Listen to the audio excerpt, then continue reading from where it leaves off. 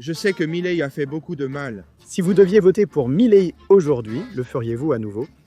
Ça ne compte pas, vive Milei. Regarde, je suis revenu avec Milei. J'étais parti en Bolivie, au Pérou, dans tous ces pays-là. Je suis revenu quand Milei était déjà là. Tout me coûte beaucoup plus cher. Tout. Milei, si tu as quelque chose à balancer, balance-le. Leïla, à peu près combien d'argent faut-il pour vivre normalement en Argentine? Beaucoup d'argent. Parce que pour les États-Unis, nous ne sommes qu'un insecte. Bonjour les voyageurs. Aujourd'hui, en parcourant les rues de Buenos Aires, je vais faire l'une des vidéos que vous aimez le plus regarder sur cette chaîne. Et c'est en demandant aux gens comment c'est la vie dans ce pays. Plus précisément en ce moment, après que Milei a eu 1 an et un peu plus. Il a gagné les élections, je veux savoir si les gens approuvent sa gestion. Qu'est-ce qui a changé depuis? Comment cela les a-t-il affectés? Toutes les décisions qu'il a prises depuis qu'il est au pouvoir. Et donc le plus important de tout, c'est de savoir s'il voit dit que l'Argentine va mieux. Ou pire. Ce n'est absolument pas une vidéo personnelle, je vais simplement poser des questions aux gens et écouter leurs opinions. Et vous, n'hésitez pas à donner votre avis dans les commentaires là ci-dessous. Vous pouvez répondre aux questions que je vais poser aux gens. Surtout si vous nous regardez depuis l'Argentine.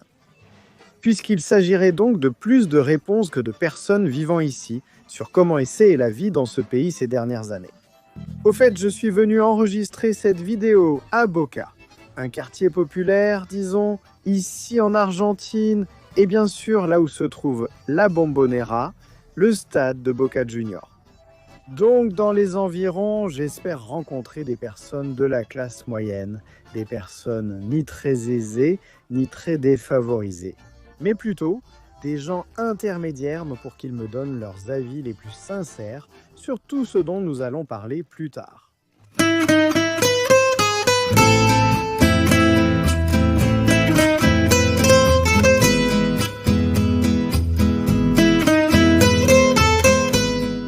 Comment vas-tu, Hernan? Tout va bien?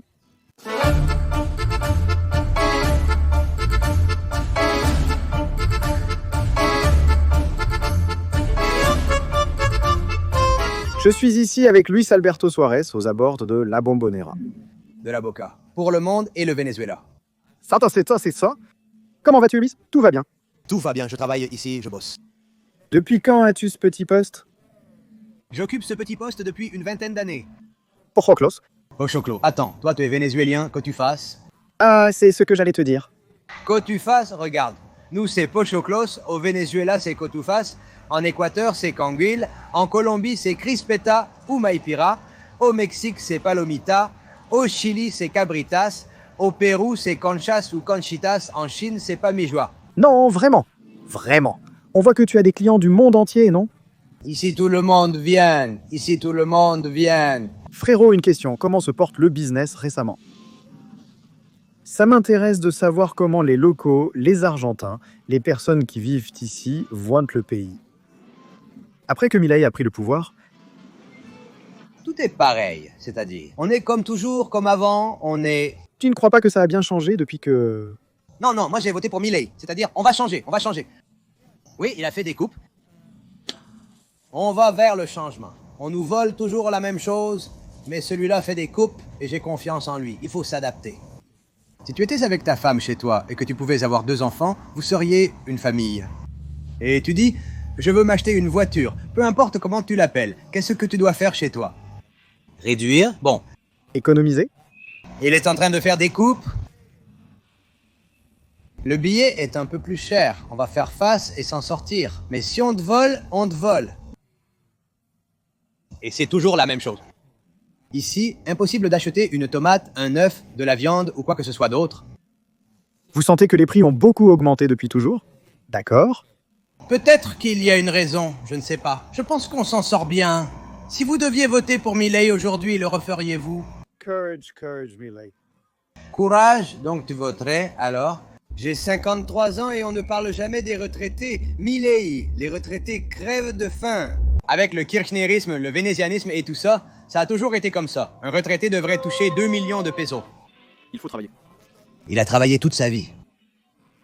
Il est inacceptable qu'un retraité avec 300 000 pesos, soit 300 $, ne puisse pas acheter ses médicaments et ne mange pas. Tu comprends comment ça marche? Toujours le retraité? Mais ce n'est pas d'aujourd'hui, de Milei. Non, non, bien sûr, bien sûr.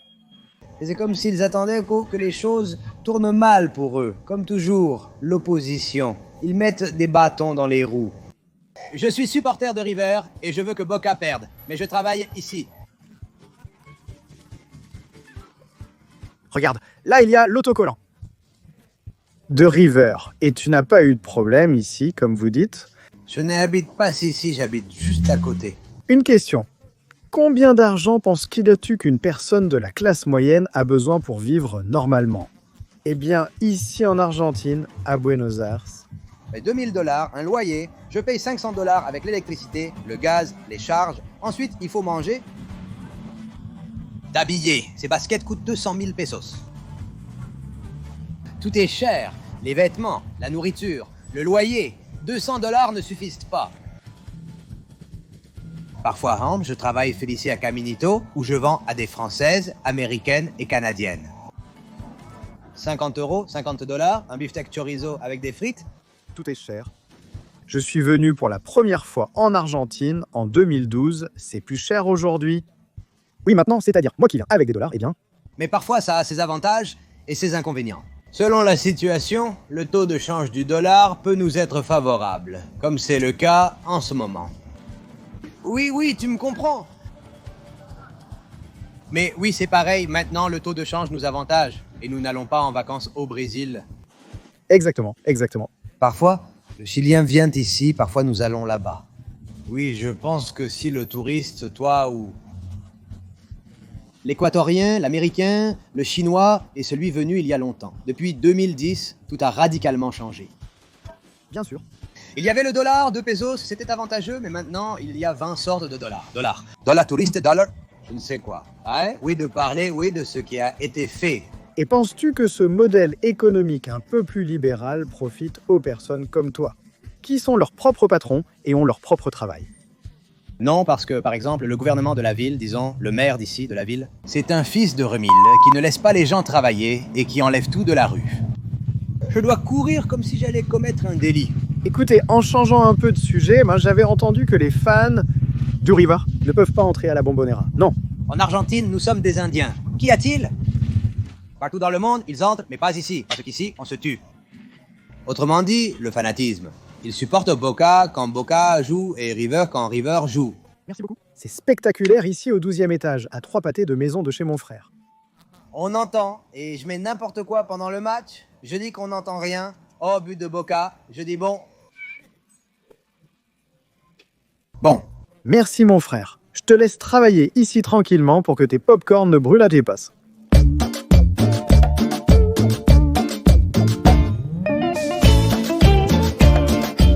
Maintenant, nous sommes avec Leonardo. Que fais-tu dans la vie, mon frère? Je suis employé, je travaille dans un entrepôt. Comment sens-tu que cela a affecté ton travail, ta vie, tes dépenses?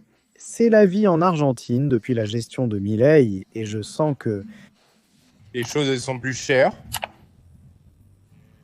Le salaire ne me rapporte plus autant qu'avant. Ça m'a vraiment beaucoup affecté. Ce n'est pas forcément une question d'économie, mais plutôt du quotidien. Oui, ça m'a énormément affecté. Et toi, Leonardo, ne penses-tu pas que ces changements étaient nécessaires et qu'ils pourraient apporter de bons résultats à l'avenir? Je pense que oui, à long terme, oui, mais il y a des choses qui ont été faites trop rapprochées, trop précipitamment. Et c'est un changement qui ne se verra qu'à très long terme. Pas maintenant. Maintenant, nous allons en souffrir. D'accord? D'accord? Combien d'argent dépense-t-on environ pour vivre ici à Buenos Aires? Par mois, mensuel? Moi? Oui, au mois. Et 1 million de pesos? Par personne? Par personne, pour survivre, pas pour bien vivre. D'accord. Pour vivre?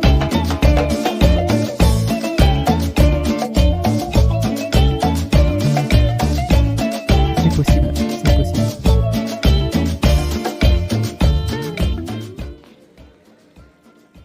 Comment vas-tu, Hernan? Tout va bien? Dans la mesure du possible? Oui. Très bien, Hernan. En quelques mots. Hernan, en quelques mots, comment me décrirais-tu la vie ici en Argentine? En Argentine, à la Boca. En Argentine, c'est difficile car le pays est très vaste. Ici, à la Boca, tu vas trouver une ambiance mystique que tu ne trouveras nulle part ailleurs. Nulle part ailleurs. Ce qui se passe en Argentine est très vaste, Manuel, c'est très vaste. Je ne sais sincèrement pas comment juger ce qui se passe.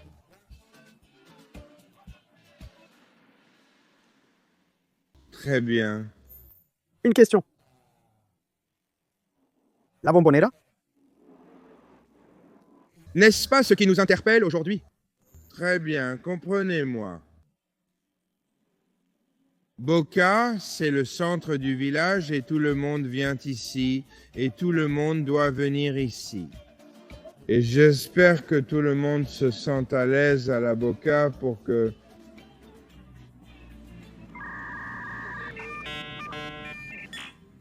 l'alchimie puisse opérer. D'accord, d'accord. Très bien. Hernan, est-ce que je peux te poser quelques questions sur Milei? Oui, s'il te plaît. Tu es là? Ça va? Ça va, Milei? Je ne connais pas, je ne regarde pas les infos, d'accord? Hernan est un homme qui vit à Buenos Aires et qui ne regarde pas les infos. Je sais que Milei a fait beaucoup de mal dernièrement, ces derniers jours, non? Parce que, pour être honnête, et je ne suis pas quelqu'un de personnel, mais je sais qu'il a fait beaucoup de mal, je sais qu'il a fait du mal. Parce qu'une répression qui n'est pas justifiée, parce que moi, Hernan, j'ai une fille de 19 ans qui étudie à la faculté et qui a ses opinions politiques. Et je vois que Milei attaque ma propre fille. Ou quoi? Bon, enfin... Comment, en parlant de ton point de vue, ou comment la vie t'a-t-elle affecté? Comment penses-tu que cela a changé? Tout me coûte beaucoup plus cher, tout. Milei, si tu as quelque chose à jeter, jette-le, parce que ce qui te reste nous sert à nous. De combien, en pourcentage, les prix ont-ils augmenté en Argentine depuis le début du mandat de Milei?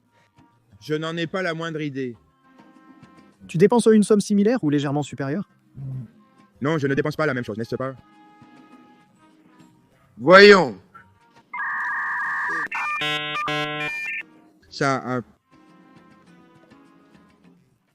La situation de l'inflation s'est stabilisée, mais l'inflation reste élevée, c'est-à-dire que les prix sont élevés. Si tout me met...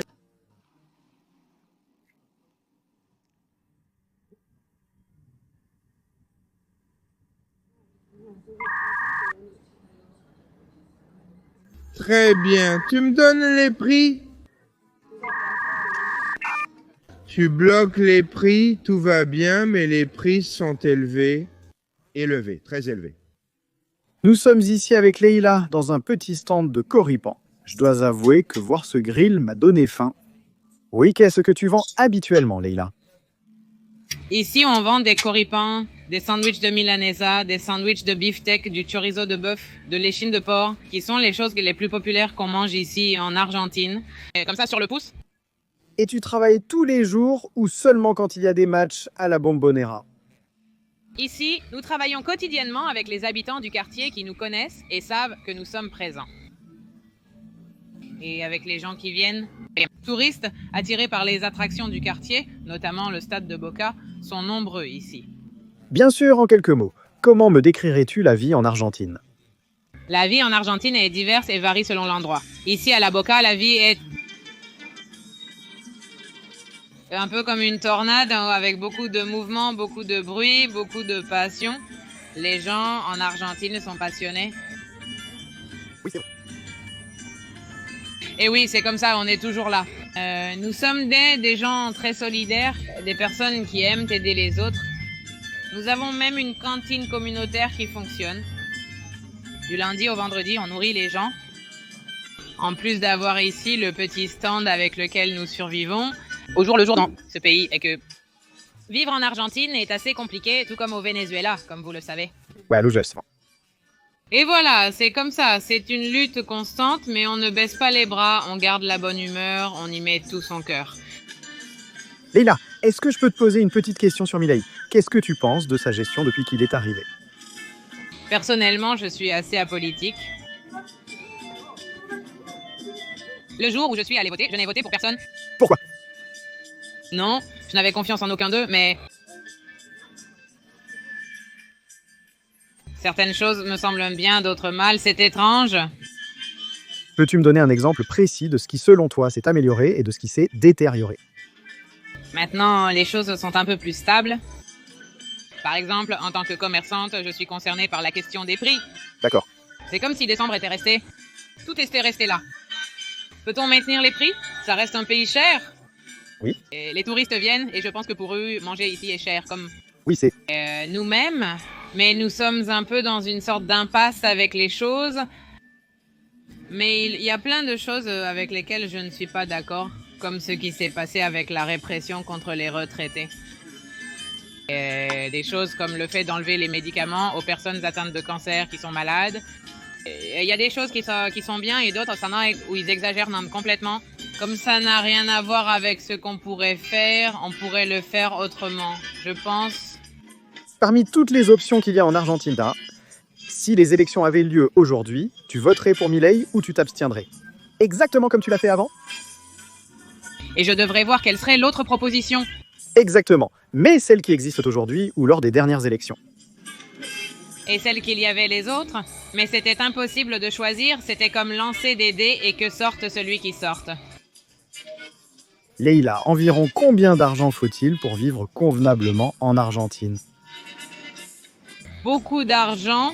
Et je vais te donner un exemple, comme ça, en faisant un calcul, je ne te dirai pas exactement, mais disons... Un loyer. À la Boca, le prix minimum était de 600 000 pesos. Le problème réside dans le décalage entre le salaire d'une personne et le montant de son loyer. L'achat d'une paire de baskets est coûteux, la moins chère étant à 60 000 pesos. Ça coûte cher, on ne peut pas en acheter une paire chaque mois comme dans d'autres pays. Ou te faire plaisir avec quelque chose, c'est comme si, si tu te fais plaisir, après c'est comme si... tu dois te priver d'autre chose. Bien sûr, ça déséquilibre tes finances si tu te fais un petit plaisir. Oui, sans compter qu'il fallait payer le gaz, l'électricité, l'eau, c'est cher. Et combien est un salaire moyen? On m'a déjà dit que le minimum était d'environ 600 000 pesos. 600 000 pesos, c'est que c'est le prix d'un loyer. Exactement. Vous devez être plusieurs pour pouvoir entretenir un foyer, travailler. Il faut que plusieurs personnes travaillent pour pouvoir bien vivre. Ou survivre. Leïla, en bref, qu'est-ce que tu apprécies le plus dans la vie en Argentine? Les gens, je pense. Et ça, nous sommes des personnes très empathiques et je crois que c'est pour ça que nous continuons d'avancer. Parfois, on voit quelqu'un en difficulté et on s'entraide pour avancer ensemble. Je suis totalement d'accord avec toi, Leïla. Ça fait une semaine que je parcours l'Argentine et je me suis rendu compte que les Argentins sont très aimables, très drôles, très charismatiques. Contrairement à ce qu'on peut parfois voir à l'étranger où l'on dit que les Argentins sont prétentieux, etc. Mais en réalité, une fois sur place, c'est une toute autre histoire. Et merci d'avoir pris le temps de répondre à ces questions. D'accord, merci beaucoup. Merci Leïla. Regardez, comme cet endroit est intéressant, un peu plus bas que le stade de la Boca. Ici, ils font un petit feu de bois. Que préparez-vous, chef? Une soupe? Un petit ragoût? Oui, un petit ragoût. Bon, est-ce que ça commence seulement?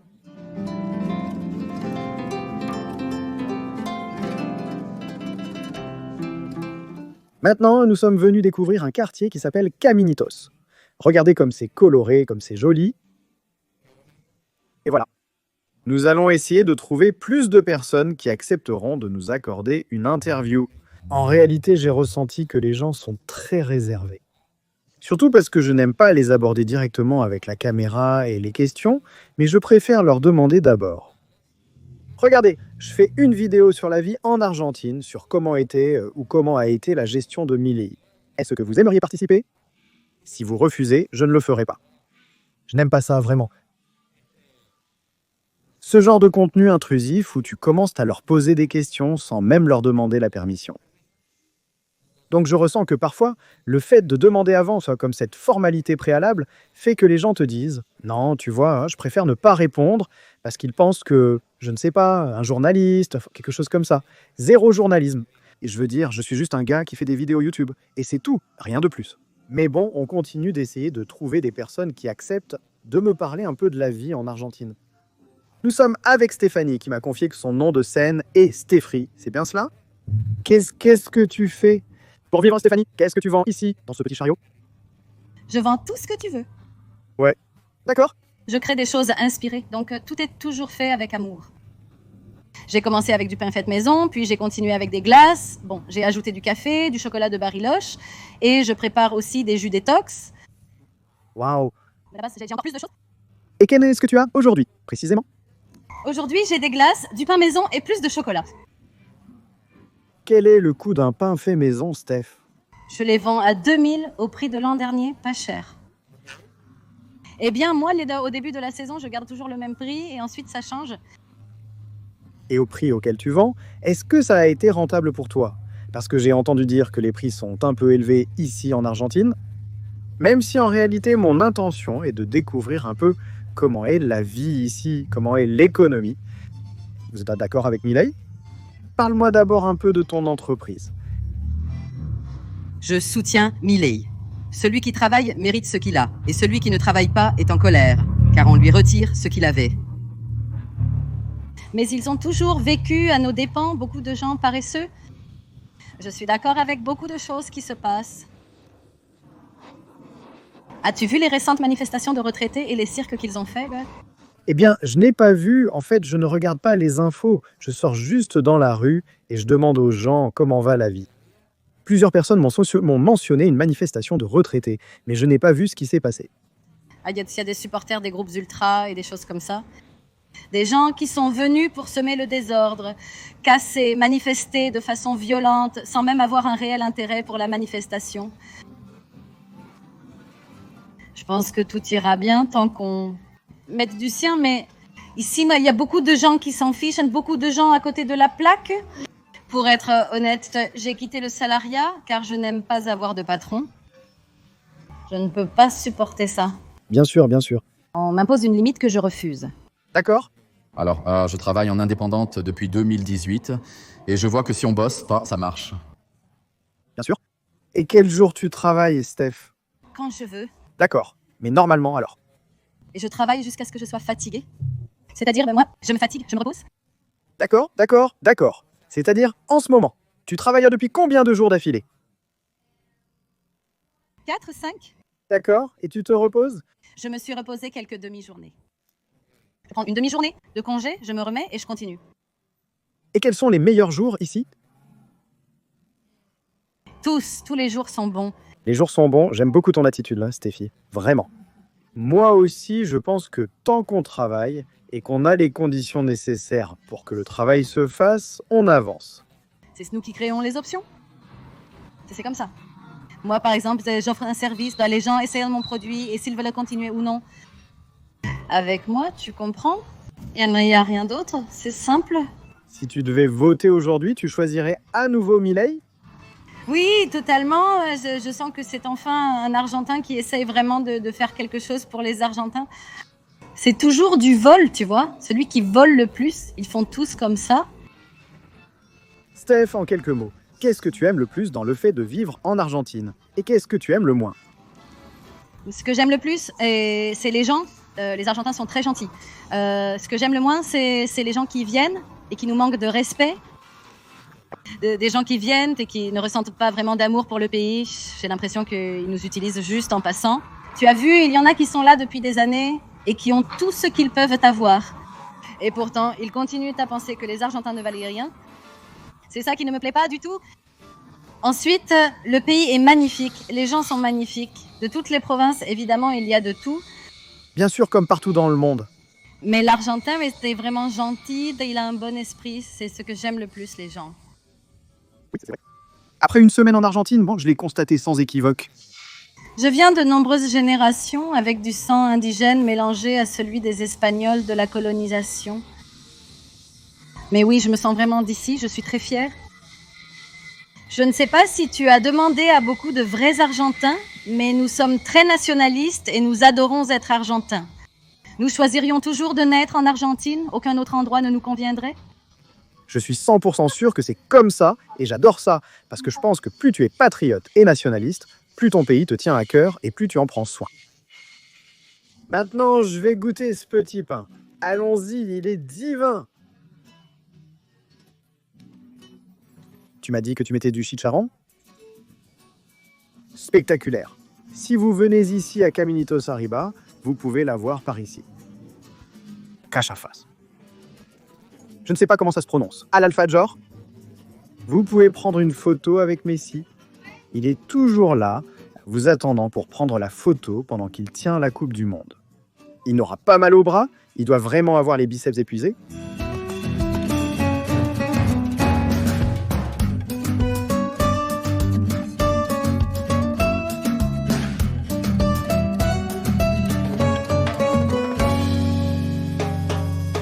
Et nous sommes arrivés au Rio de la Plata, c'est le fleuve qui relie l'Argentine à l'Uruguay. En arrivant, j'ai été surpris de voir cette partie remplie de déchets, mais ensuite j'ai remarqué ce cordon rouge. C'est-à-dire, on voit qu'ils sont en train de l'accumuler. On m'a dit que c'est à cause du courant qui vient de là-bas. Le courant amène les déchets, mais regardez, ils les ont délimités ici, pour ensuite, j'imagine, les retirer et répéter le processus autant de fois que nécessaire. À part ça, le reste de la rivière semble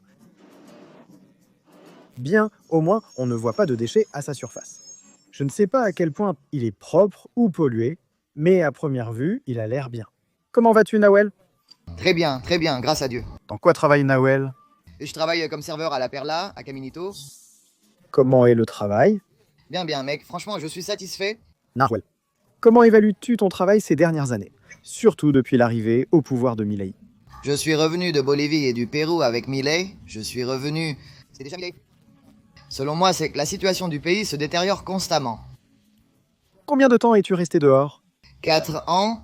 Par rapport à avant ces 4 ans, quand tu étais encore là, avec le temps que tu as déjà passé ici... Il y a beaucoup de changements, mon frère. Qu'en penses-tu? Qu'est-ce que tu considères, Atelier, qui a changé? Au-delà de l'économie, je pense que c'est une question politique, pas une question de politique d'avant, axée sur l'industrie nationale. Et aujourd'hui, pour moi, c'est devenu un peu trop pro-étranger. Tu ne trouves pas? Peux-tu élaborer davantage sur ce concept? On fait surtout des politiques en espérant des investissements étrangers, en essayant de s'affilier à des pays qui, eux, ne vont pas nous prêter attention, non? Parce que pour les États-Unis, on n'est qu'un insecte. Donc l'Argentine? Non, l'Argentine veut aujourd'hui être l'insecte préféré des États-Unis. Je pense plutôt que l'idée est que chacun des pays latino-américains s'unisse et qu'on fasse quelque chose entre nous, tu ne crois pas? Je pense que ce serait la solution. Je suis d'accord avec toi, Nawel. Depuis que Milei est là et que tu es revenu, est-ce que tu penses repartir maintenant? Non. Non, pour le moment, je vais rester ici. Je parie qu'après, une fois tout cela terminé, les gens seront plus péronistes que jamais. Frère, je pense qu'aujourd'hui, il y a une colère contre le péronisme, pas un soutien au libéralisme. Non?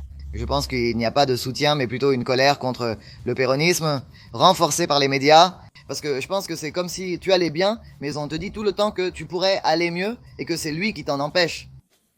À un moment, tu finiras par croire que tu vas mal. Je ne pense pas qu'on allait si mal, et si c'était le cas, ceux qui n'allaient pas bien étaient ceux d'en haut, pas ceux d'en bas.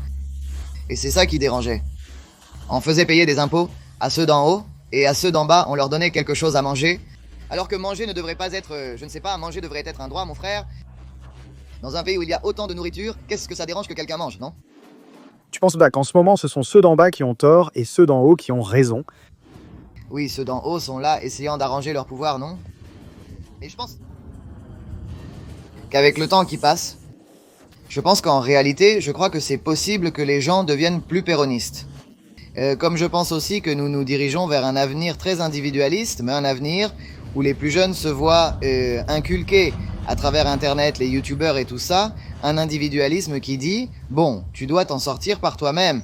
Peu importe si ton voisin n'y arrive pas, c'est parce qu'il ne s'est pas assez donné de mal. Une méritocratie qui est fausse à mon avis. » Parce que peut-être qu'on sait que j'ai eu la chance que ma famille m'ait nourri quand j'étais petit, que j'ai pu aller à l'école, que j'ai pu recevoir une éducation, qu'on a pu m'inculquer des valeurs. Mais beaucoup n'ont pas ces possibilités. Nous ne partons donc pas tous du même point pour affronter le monde. Certains partent d'ici, d'autres de là, d'autres encore d'ailleurs. Je pense que le rôle de l'État est d'essayer de trouver un équilibre entre tous ces éléments. C'est comme dire, Toto a eu un privilège, rendant les choses plus difficiles pour les autres. Mais on va essayer de t'aider à réduire l'écart, d'accord? Je ne peux pas vous donner d'informations sur les services publics ici car je viens à peine d'arriver en tant que touriste et ne les connais pas encore.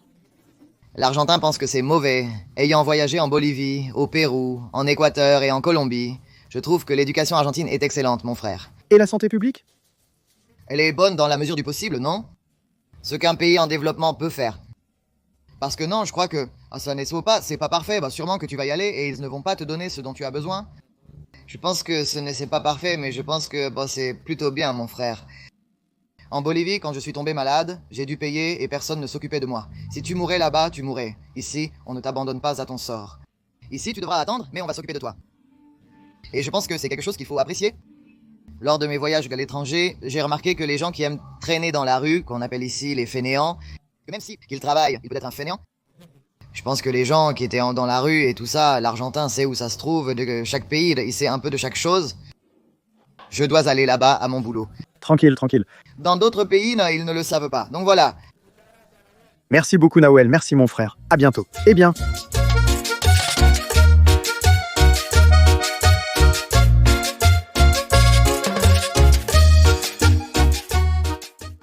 Je suis vraiment impressionné par plusieurs choses. La première, c'est qu'il est très facile de faire voler un drone ici en Argentine.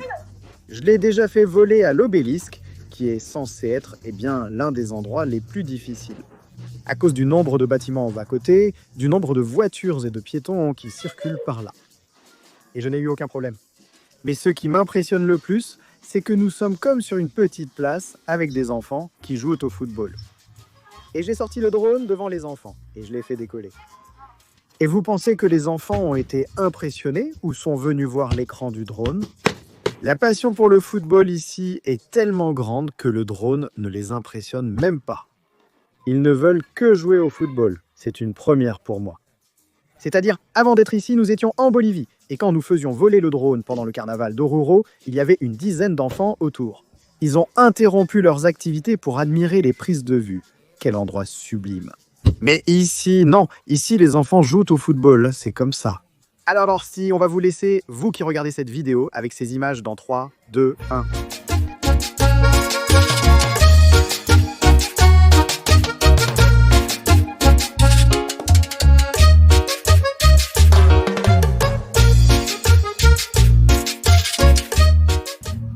Après environ 15 minutes d'enregistrement, les enfants se sont approchés. Dans tous les pays que je visite, les enfants sont toujours attirés par le drone lorsque je le fais voler. Mais vous avez préféré jouer au football avant de venir voir le drone. Vous êtes tellement passionné par le football, n'est-ce pas? Oui, c'est la piscine de Boca. Tu veux aller à la piscine de Boca? Oui, j'y vais tous les jours de toute façon. Tu vas nager quotidiennement à la piscine de Boca? Et qu'est-ce que vous voulez faire quand vous serez grand? Footballeur. Oui, dans quelle équipe voulez-vous jouer? À Boca ou en Europe. Et en Europe? Laquelle vous plaît? Moi, au Barça, à Barcelone. Regardez, c'est incroyable. C'est la première fois de ma vie que je vois un match de hockey ou un entraînement. Ici, il y a les filles qui jouent. Je jurais que c'était un terrain de football où il a probablement plusieurs usages, mais elles sont là. Eh bien, voyageurs, je m'arrête ici. J'aurais aimé interviewer plus de personnes, mais comme je vous l'ai dit au milieu de la vidéo. Malheureusement, tout le monde n'aime pas parler de ces sujets qui peuvent être un peu délicats pour certaines personnes devant la caméra.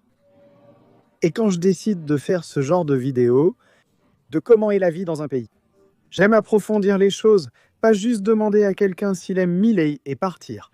Je veux en savoir plus. C'est comme pour accumuler plus de personnes, mais sans trop de profondeur. Je préfère parler avec moins de gens, mais approfondir et savoir comment. Et la vie? Comment cela vous a-t-il affecté et comment pensez-vous que sera l'avenir de votre pays? J'espère que les interviews que vous avez vues vous ont donné une idée de la situation en Argentine. aujourd'hui en mars 2025. Mais si tu es argentin ou si tu es vénézuélien, vivant ici en Argentine, réponds-moi aux questions ci-dessous dans les commentaires. Comment vois-tu la vie depuis que Milei est arrivé? Si tu devais voter, si les élections avaient lieu aujourd'hui, est-ce que tu voterais pour Milei? Qu'est-ce que tu sens qui a changé en bien? Qu'est-ce que tu sens qui a changé en mal? Penses-tu que ce qui se passe de mal est temporaire? Est-ce nécessaire pour un bien plus grand à l'avenir?